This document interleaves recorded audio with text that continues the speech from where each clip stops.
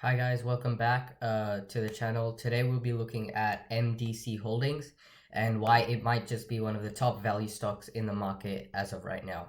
The stock price is $47.62 as of me making this, and the ticker symbol is MDC if you're looking up for yourself. So before we begin, just a little bit about the company. So MDC is a home building company. It's in the top 15 home building companies in the US, and it runs its business under one of its subsidiaries named Richmond American Homes, where it builds homes nationally across the US. And one of its other subsidiaries is Home American Mortgage Corporation, where it provides mortgage financing and other home financial planning means as well. The company engages in the purchase, development, and sale of construction lots, most primarily for the home buying, but also like land in general. And because of the low interest rate in the market right now, the growth of the home building sector shot up across the last year, alongside with the mortgage rate being pushed lower and lower. This industry has seen an increasing amount of growth compared to what we've seen in the previous decades. This also coupled with more and more people migrating to the suburbs from the city because of COVID, and most companies shutting down their offices and having more tech people work from home. So more and more people are migrating to the suburbs. And because of this, the focus is shifting from living in city apartments to suburban homes, and this company is well poised to reap those benefits. And alongside this, it has alongside this growth potential that comes alongside with the sector that is in. It also has a fantastic balance sheet and good financials, and we'll cover that later on. So overall, I do think it's a very good value stock, and it's priced pretty attractively as of right now. So the financials about this company. So if we just go through, we can see the earnings per share starting from around 2014 to current has been consistently increasing. 2015 had a big boost, but after 2016, it's just been consistently on an uptrend. From $1.05 to $4.80 there, you can see continuously growing, making more and more money, so that's a good sign. Its dividends first was consistently 82 cents, but over the last few years it's slowly been increasing that. And below that, you can see its payout ratio. Its payout ratio has slowly actually been decreasing alongside its earnings per share, so it shows that it can increase its dividend if it wants to, even though it does have a pretty attractive dividend of 3.5% as of right now. The book value per share has also been rising, showing that this company is getting more and more assets under its belt, so that's good. Its free cash flow, however, has kind of just been all over the place. Sometimes I think it's more to do with this company has to take on a lot of debt and loans in order to build the homes in order to actually build or construct these homes. So because of this, I don't believe that their free cash flow is very healthy. As you can see, it's fluctuating. First it was like $111 million positive, the next year 63, then negative 35. So it doesn't necessarily have very good free cash flow. Its net margin, although it's steady, it's quite low once again because it's a very asset heavy or material business, as opposed to something like Facebook or tech companies. Therefore, they have to buy a lot of goods in order to run their business, resulting in a very low net margin. However, I wouldn't be too discouraged by this because a lot of other home building companies that I checked also had very similar net margins, so it's nothing out of the ordinary for this industry. Its return on equity is quite good. You could see it's slowly been using its money better and better, now into the 15%, so that's kind of where we want it. So it has a very good return on equity. Its interest coverage, before it had a very high interest coverage, but now dash either means no interest coverage or no data. So I'm not sure what to make of this, but I suggest as of right now, it doesn't seem like they're paying interest on much of their debt. And their debt to equity is at a very reasonable 0.54, showing that they are not taking that many loans in order to actually run their business.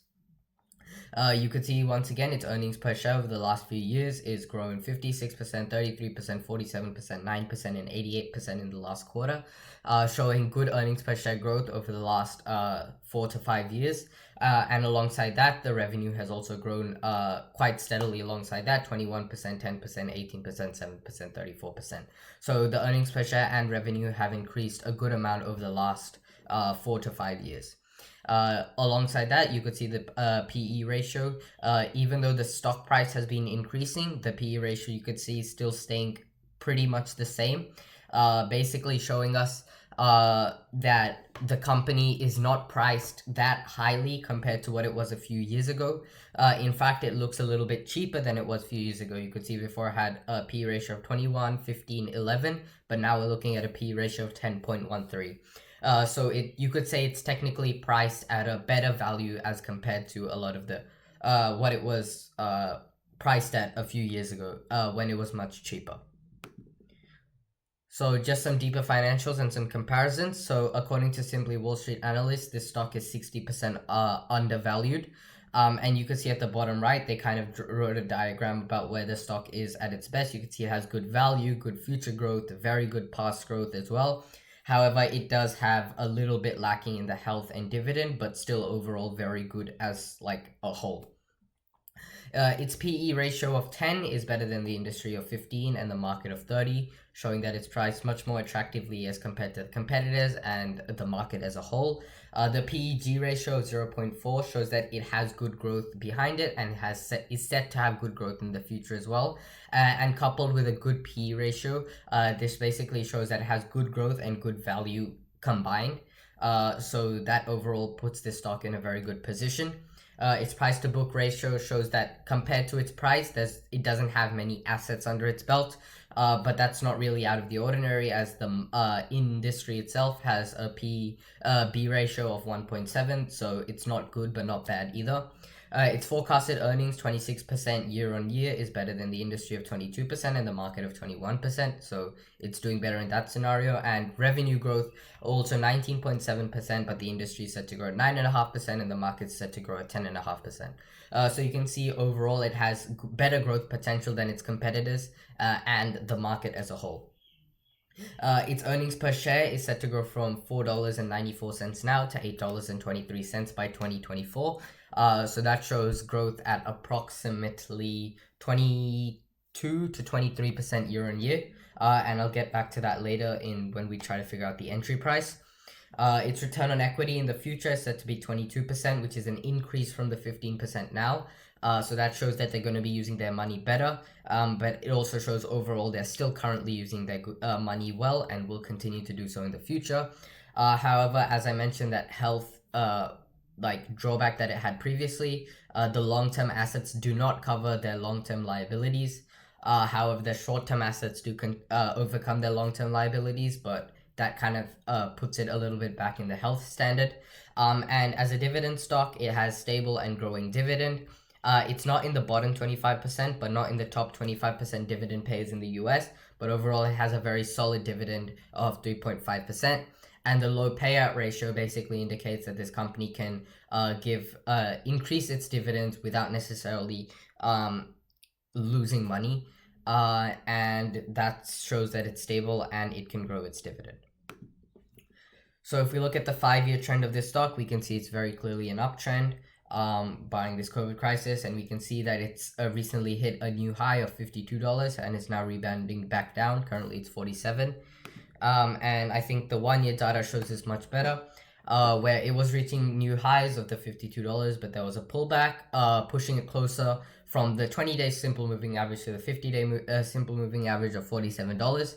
And you can see over the last 5 to 6 months, this thing has kind of been bouncing between the green line and the red line, showing that there isn't much movement in the stock as of right now. So currently, over the last few weeks, this stock has kind of been just falling down slightly after rebounding off its high of $52. So I would say the entry price, just looking at this graph, would be currently between $44 and $46, somewhere in that regard, because once it hits that, it kind of expects to shoot back up to the green again, and that should give you a more immediate profit. And if it breaks the green, it will once again go into an uptrend from there. So just the overall entry price, maybe if you want to look at from a more mathematical side of it. So the earnings per share has been growing at 22% year on year for the last 7 years. And using this, we can calculate the future earnings per share of $13.24. Just to mention, this is we've been a little bit conservative with this because the earnings per share was set to grow at 26%, but we've taken 22% as kind of like an average. And then you multiply the current PE ratio of 10. which shows the future price of $132.40. And if you buy between that $44, $46 that I mentioned, you get a year-on-year compounding growth of 23 and 25%. And we can see that this will double the S&P 500 returns, which the S&P 500 at best delivers around a 10% year-on-year growth. So this is much better than that. Once again, showing that it's a good value stock, has good growth potential in the future, and is very attractively priced as of right now. So just some final words about this stock. It has a healthy financial standing and is much better compared to its competitors. However, one major risk about the industry as a whole is that the future of this company very much rests on external factors rather than something good that the company is doing. So such as the low interest rate and good low mortgage rate, setting to like growth in the home building industry. So a lot of external factors does provide risk to the company as they are heavily regulated from the outside and don't have many economic moats or things that they can put up to defend themselves from external threats. So because of this, it has a certain risk to the company, but that will be for the industry as a whole. So it's nothing specific, but it is a risk. But even without that, it does look like a very good value stock, and home building isn't going to stop anytime in the near future. So it does look like a solid stock to bet in the long term.